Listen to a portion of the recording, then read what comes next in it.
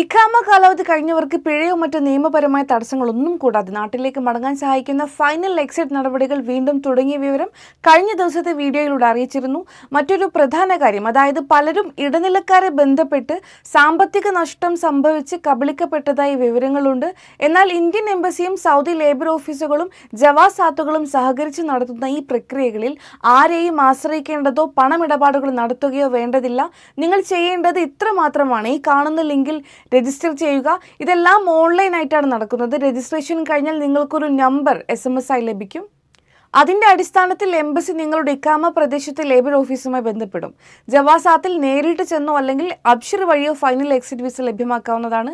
ഇനി അടിയന്തരമായ ആരോഗ്യ പ്രശ്നങ്ങളിൽ പെട്ട് തുടർ ചികിത്സകൾക്കായി നാട്ടിലേക്ക് പോകേണ്ടവർ അനിവാര്യമായ മെഡിക്കൽ സർട്ടിഫിക്കറ്റുകളും മറ്റ് രേഖകളും ഹാജരാക്കിയാൽ നടപടികൾ വേഗതയിലാക്കാനും ഫൈനൽ എക്സിറ്റ് ലഭിക്കാനും എംബസി സഹകരിക്കുന്നതാണ്.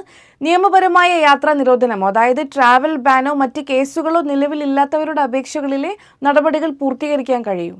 അപ്പോൾ ഇനി പണം കൊടുത്ത് ചതിക്കപ്പെടേണ്ട, ഒറ്റ ക്ലിക്കിലൂടെ സ്വന്തം എക്സിറ്റിനുള്ള വഴി തുറക്കാനാകും. ഇതിനകം ആയിരക്കണക്കിന് പ്രവാസികളാണ് രജിസ്ട്രേഷൻ പൂർത്തീകരിച്ച് നാട്ടിലേക്ക് മടങ്ങിയത്.